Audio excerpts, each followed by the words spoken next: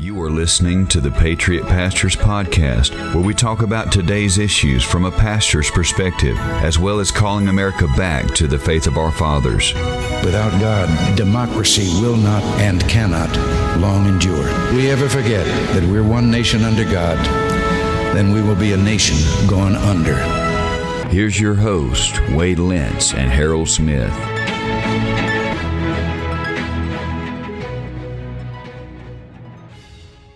All right, welcome to the Patriot Pastors Podcast. I'm Wade Lentz, and I'm joined with my good friend, the traveling backwoods Baptist and dandelion drinking preacher, Harold Smith.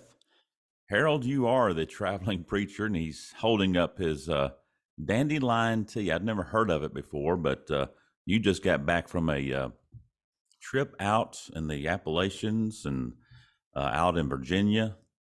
What were you doing there? I was near Appomattox, where Appomattox Courthouse is, where the beginning of the end of the Civil War. That's where Lee surrendered the Army of Northern Virginia to Grant. So a very historic area. The church that I went out there to work with is a 200-year-old church. They're going to celebrate their 200th anniversary this July. They've been without a pastor for a couple of years, so I went out there just to work with the committee and maybe give them some pointers, point out some things in the church that they could address, maybe find the right pastor. And then I stopped at the Amish store and was just, I don't know, just going to buy some junk. And I bought Dandy Blend, and it's like dandelion root. And I don't know, I made a cup. I thought it would be a joke, like I'd substitute it in people's coffee and whatnot and see what happened. Now I like it, so I'm going to end up drinking it all myself and not sharing. Oh, wow. But you just could not resist it, huh? I may drink this for a few days and shave my mustache off and go full Amish. Who knows? That's funny. So you were out there. Tell us about your ministry there. You're trying to help this church. They're without a pastor, and they need some help with leadership. Right. Well, what happens a lot of times is the churches that I usually work with are in some type of trouble. You know, sometimes a pastor will leave abruptly, sometimes for sin reasons, you know, and the church is just caught flat-footed and they don't know how to really get off the ground and try to find their next pastor. Even at other times, a church may struggle to keep a preacher. You know, I pastored Lee Creek for 14 years in Van Buren. And when I came there, the church was 13 years old. I was their sixth pastor. So, I mean, they were cycling preachers every 3 years on average. So I just kind of got a knack for helping churches with those kinds of problems, you know, either not keeping a pastor or not finding one. I would look at it from a pastor's perspective, because I don't really think people in the pew understand this man that we're talking to is going to pull his kids out of school. His wife is potentially, you know, going to quit her job.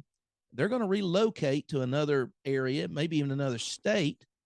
And he's going to find a job. She's going to find a job. Maybe the church is going to pay him enough to live on. But there's a lot of real consideration that the pastor needs to consider. Yeah. And so a lot of what I do is I just point out things in the church that they can address and fix, so that when the pastor arrives, he's not just starting from ground zero. You know, maybe they need government. Maybe they need some structure where they have a footing and how to operate on, or maybe they've got issues within the church that need to be addressed. You know, maybe they got sin issues. Who knows? You know, maybe they just got a bad reputation. Every church is different, but I think the Lord's just given me discernment in these areas. And I always just tell people I'm just a fresh set of eyes looking at an old problem. You know, I don't have baggage. I'm not from there. I've got a knack for being honest, even if it hurts your feelings. So I guess the Lord's gifted me. I did this and pastored. It just got to the point that the church was growing, that I was pastoring, and this ministry was growing, and I couldn't do both. So I just made the transition kind of to missionary status out of Lee Creek, the church I used to pastor. I'm now a missionary out of that church. And that enables me. I'm supported by a number of other churches, even churches that I've helped have become my supporters. And so it enables me to travel around free of charge and help churches that need it. That's good. So you're like a John the Baptist, a forerunner, preparing the way for Minus the next the preacher. animal skins and camel hair belt. Yeah. Yes. Well, I could have used you in a couple of churches I pastored, I promise you, to be a forerunner. I'm kind of a sacrificial lamb. I go there and make everybody mad, make all the big Right. changes. They hate me, and then they love their pastor. Yes. But in the end, they usually end up loving me too, because the churches I help end up becoming my supporters. It seems like Right. at the time. So That's good. yeah, look, I enjoy it. I don't, I'm gone a lot, but and it seems like every church I help, I want to pastor them. I want to I want to help them to the point that I'll just come here myself and I'll try to turn, but I can't. I mean, this is Right. what God's gifted me to do. My role needs to be going around helping churches find healthy pastors. There's a great need for that, for sure. Yes. Well, let's get into our topic today as we're talking about the blessings of Christianity. And our topic, our title of this episode is Christ or Chaos. And it seems like we're seeing just the preview of some of the chaos that incurs when a nation forgets God and tries to eradicate God. You think about it, everywhere the gospel has germinated and blossomed. Think about all the blessings that occur to those nations that embrace Christianity. Morality goes up, decency goes up. Biblical Christianity, Christian nations just do better. Yes. It's a fact. And it's sad to see this erosion of our country, who was founded upon Christian values and principles, have this mindset that we have to rid everything. So that's our topic, and we don't have like an outline necessarily, but I know this is something that's heavy upon my heart. I know Harold's as well, seeing the erosion of such things. Harold, is this something that, obviously you're seeing yourself, but what can we do to stop this erosion from happening so quickly? Well, this is a topic that's near and dear to your heart. We could see a real revival. The way you judge a real revival is by seeing what you just described, a church, a nation where God has, I would say it this way. I don't believe in Christian nationalism to the point that you have a state-ran church. But if you have a nation where there are a large number of biblically functioning churches, that nation tends to be prosperous and tends to be generous in helping other nations. Mm-hmm. And that's what America has been known for, and even to some degree is still known for. What you would see in a real revival is years later, you would see the immoralities gone. A real revival leads to holiness. It doesn't just lead to a big show where, the news media shows up and says, hey, they're having a revival over here. The way you judge a revival is over time, you look at it and you can see that something happened during this time frame and the whole community was better off for it. Sure. The same with a nation. When there is a high number of Bible-believing Christians in a nation, even a majority of the population would profess faith in Christ, you would see a nation that is generous, has love for mankind, values human life, because these are all things that are taught in Scripture. Mm-hmm. When you take a nation away from a high view of God or a biblical outlook on life, you end up with a humanistic view or some other religion, maybe an Islamic view. And when you end up with this other religious view that doesn't have these same things that come from God, you end up with a different outlook. All of a sudden, it's survival of the fittest. It's every man for himself. It's get all you can get. You'll end up in some form of communism or some dictatorship. You'll see a lot of oppression. But the key tenet, the second greatest commandment in Scripture is to love your neighbor as yourself. Right. Love God with all your heart, soul, mind, and strength, and you love your neighbor as yourself. Other religions don't have that command. They may say do good, they may say try harder. Yeah. That's true. Christianity is a religion based upon generosity and love for fellow man. Yes. When that is carried out, a nation is better off for it. That's right. It's these people who want to try to eradicate Christian values from our nation have no idea what they're doing and how horrible it's really going to eventually be upon them. You think about it, in Christian nations, it is those nations that start hospitals and start schools. Everywhere the gospel has gone and Christian nations have been established, it's brought about the end of demonism, cannibalism, child sacrifice, and listen, even chattel slavery.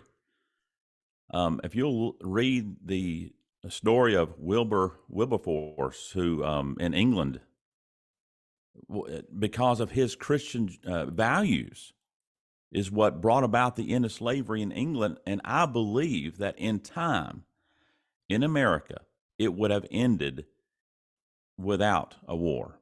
Yeah, And I agree wholeheartely. yeah, so it's the spread of the gospel and Christian values that have built orphanages and have reached out to comfort those who are hurting. Look at what's happening in Turkey. Some 50,000 possibly killed in that earthquake.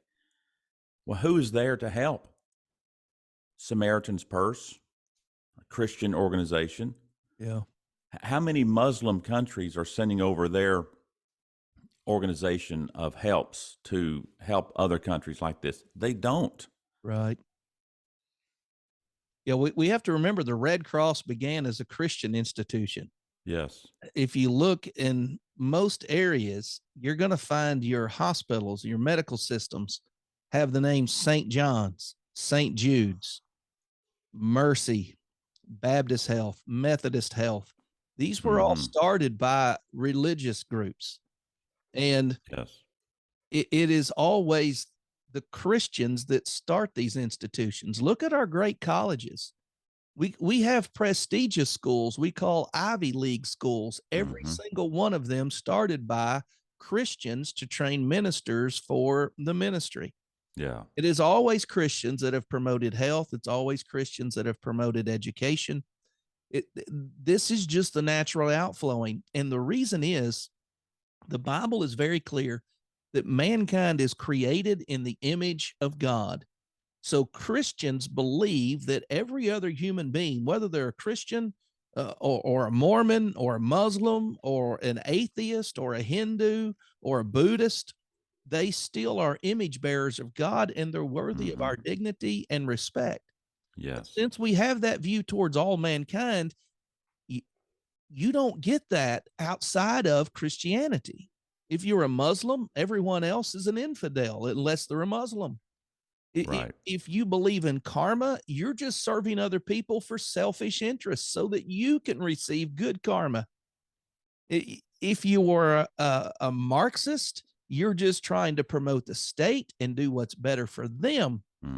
So what we end up with is Christianity is the best social system in the world. Even though we don't regulate it, we don't force it, we don't mandate it. I mean, you and I, Wade, are Baptist. We believe in the individual liberty of conscience or individual soul liberty. We don't force people to go to church. We don't force people to be Christians. We believe in the separation of church and state. But with that being said, if you take that mindset out, here's what you're left with. The secularist view says we evolved. We all started with cosmic chaos, a big bang. Yeah. Chaos started us and chaos controls us. So to take the title Christ or chaos, if you reject Christianity and you don't have to have a Christian school, but I mean, an understanding of God. Our forefathers were not all Christians. Right. But they all believed there was a God, a creator that they were accountable to. Yes. This is why they wrote "in God's name" on their documents. This is how "in God we trust" ended up on our money in the last century. Right. This general ideology separates us from this atheistic evolutionary process. If we're in evolution, it is just survival of the fittest. It's play stupid games, win stupid prizes. It's let the weak fall away. We're advancing race. We're advancing society. That ideology leads to racism. That ideology is what fueled Nazism. This is what right. prompted Hitler to excommunicate Jews whom he believed to be subhuman. And this is what prompted him to be a racist. This is why they tried to promote the Aryan society with blue eyes and blonde hair and certain features, because they believed in evolution and they thought they were ushering in a better time for the world. Mm-hmm. This is what you end up with when you take God out of society and replace it with humanism. Yes. Yes. And it's so noticeable when you look at the public schools and the cry to separate church and state, and let's rid public schools of prayer and Bible reading. Let's rid public schools of hanging the Ten Commandments upon the wall. Well, after all these years of removing those things, are we better? No, I mean, that's just ridiculous to think that we're somehow better because of it. Mm-hmm. I don't know. It's mind-boggling to me why there's such a hatred. It shouldn't be mind-boggling, because we know the Bible tells us that Jesus said, if they hate me, they're going to hate you. But this mindset of we want to be free of religion, that's a lie. You just want to be free of Christianity. You want to be free in your mind of God. But in reality, you're creating another religion, a secular religion, and a false religion. And certainly we're not any better. We're much worse, as our nation is just continuing to see this erosion take before our, see in our timeline. It's really tough to see. Yeah. It's a lack of respect for authority. You see, in an organized society, you have authority. In an unorganized society, you don't have that. Mm-hmm. One of the reasons why I think one of the great cases that you can make for mankind being created in the image of God is a appreciation of beauty and a need for structure and organization. Yeah. If we really just evolved, Wade, then why do we make music? Why do we paint art? Monkeys aren't doing that. They have no appreciation of beauty. They don't understand any of those things. Also, they don't have government other than a local tribe where they rule out of fear, and the chief monkey gets all the bananas. They don't understand healthcare. They don't understand community. They don't understand law enforcement. They don't understand judges and government and leaders. And all of this is evidence that we come from a God of order and structure. And the fact that we have all this and mankind doesn't want it. And he doesn't want this outside influence. He doesn't want discipline. He doesn't want to be accountable to anybody other than mom and dad. And he really don't want to be accountable to them. So you end up with a public school system that has no ability to discipline its children anymore. Yeah. So from a very early age, I can remember kids in school whose parents never spanked them, but they learned discipline at school because the school would paddle them. I can remember moms coming down there, you don't have no right to spank my kid. My little boy never done anything wrong. Your son's the worst kid in the whole class. And so he learned discipline through the school system, but now we've removed corporal punishment from the school system. Yeah. Now we just count to 3 or hold our breath, or I don't know what they're doing. Write them a little card, and at the end of the week, you get a check mark by your name. Right. I do know what they're doing. My wife teaches school, and this is a frustration. There's no teeth in the punishment. You just threaten and nothing happens. So now we've graduated these kids from a public school system. Mom and dad didn't discipline. Schools didn't discipline. the next system of correction is the police department. Wade, what has happened to our police departments in America today? Mm-hmm. Have we as a society not sided with the criminal over and over and over again? Oh, yeah. Blame the police department for doing their jobs? Right.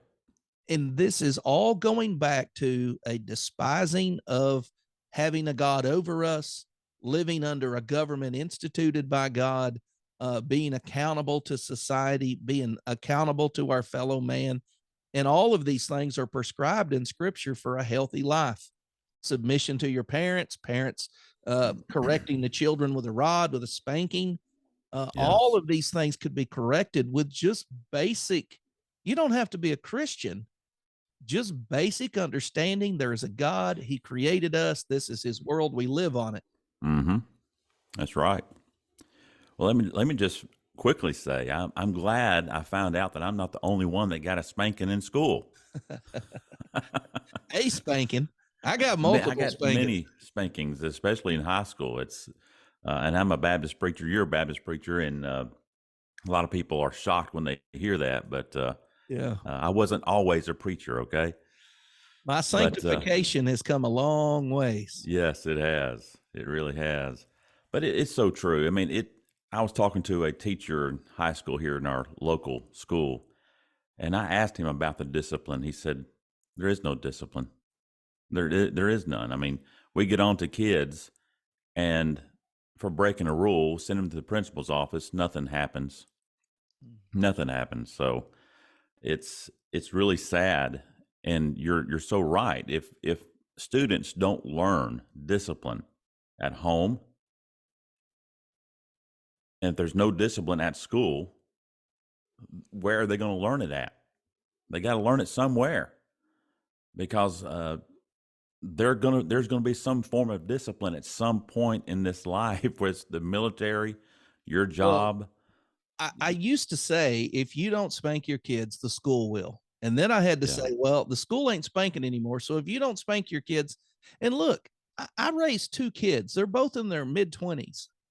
I wasn't spanking them at 18 years old.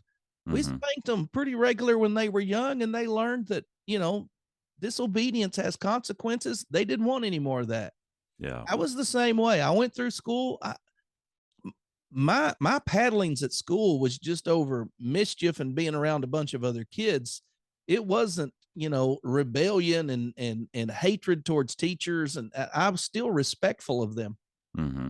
But I used to say, well, the school will teach them discipline. And then, no, the school don't do that no more. So I said, well, if you don't discipline your kids and the school don't discipline your kids, the police department will do it. Yeah. But now I have to say, Wade, we live in a society where the police department can't do it. Mm-hmm. They're being considered the bad guy because they're trying to make a potential criminal get his hands out of his pockets. Right. Right. And the criminal is saying, you don't have the right to tell me to get my hands out of my pockets. So police officers now have a guy who has who knows what in his hand, in his pockets or in his hand. Sure. And he won't comply with basic commands. And the police officer wants to go home at night. And so now we've made the criminals so untouchable that you can't hardly practice law. Mm-hmm. So now guess what the next step of discipline is going to be for this generation? Another country is going to come in. Yeah. And it's going to take a while. Mm-hmm. But if you have a country with no law, no order, no discipline, no growth, nobody has to contribute. Everybody can sit around and collect a check, and we can pass the bill down the road. We'll become a weak and indebted country, and some other country will move in and take us over. I'm not a prophet. I've just read history books. Oh, yeah. That's what's going to happen. This country is headed for a major catastrophe at the hands of an enemy. Mm-hmm. There's no doubt about that. Just look at the difference in nations. China, very disciplinarian. Those kids, they don't break laws, and if they do, they get severely punished. Yeah. But we see what's happening in our country when there's now the police have their hands cuffed, you could say. It's chaos, and especially in the major cities. they just break in a jewelry store, ravage it, steal everything, walk out. Yeah. It doesn't make you want to go in the jewelry business, does it? No, it does not. Yeah. That kind of every man for himself mentality, that kind of I'm not accountable to a higher power. I remember one time I had a friend I worked with. I had a part-time job and I pastored a church, and we were coming from the job and we drove past our church, and some kids had done donuts in like a Jeep or something in the grass beside the church. The guy that I was working with was not a Christian by any stretch of the imagination. You know, I'd witnessed to him. He just no interest in God. We drove by and he said, "What in the world?" I said, "Man, it looked like some kids did donuts." He said, "They're going to answer to God for that one day. Man, I wouldn't want to be them on Judgment Day." This guy was not a Christian. He wasn't a Bible reader, but he believed that there was a God and he believed in a higher power, and that led him to have a certain moral compass about what's acceptable and what's not. And this guy was not a saint by any stretch of the imagination.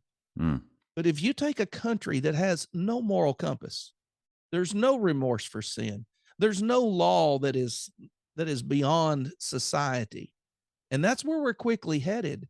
You're going to end up in a society that is not evolving to get better, but is regressing to every man for himself. And when we end up there, we end up under the severest judgment of God. We end up under the oppression of another nation or fighting amongst ourselves. Yes.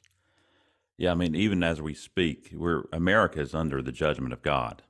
I mean, it is. I agree. You and I both would agree to that. Has it reached its full fruition? Not yet. And I'm like you. I fear that in time, that something is going to happen to where our country is invaded and we are, under the authority of another country. I mean, if I shouldn't use this analogy, but I think it will help people understand if they disagree with the danger of being attacked by another nation. If we look at the area around us, the way nations look at other nations, okay, the way rulers look at other countries, I'm sure all of us have seen a house that was going into disrepair.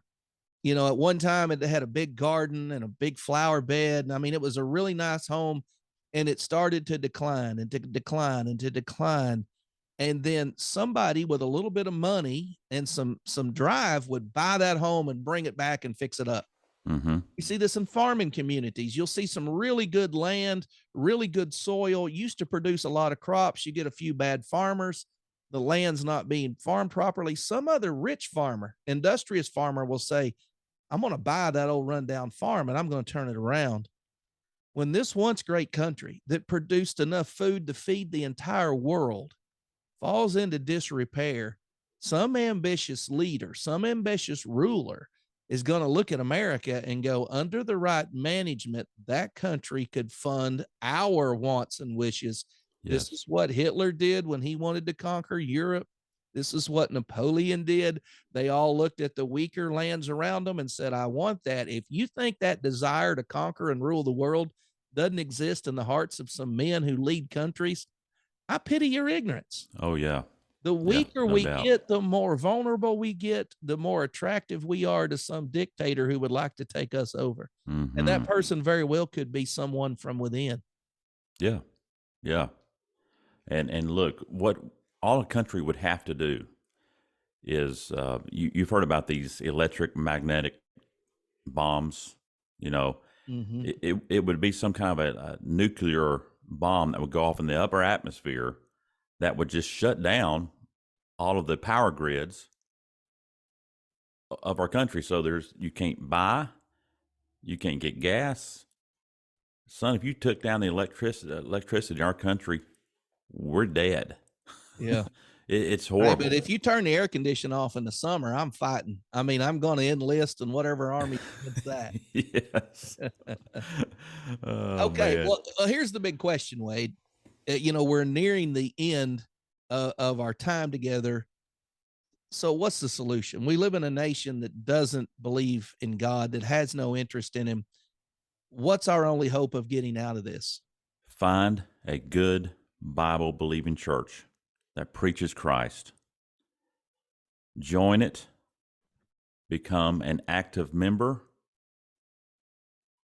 and promote the gospel anywhere and everywhere you can.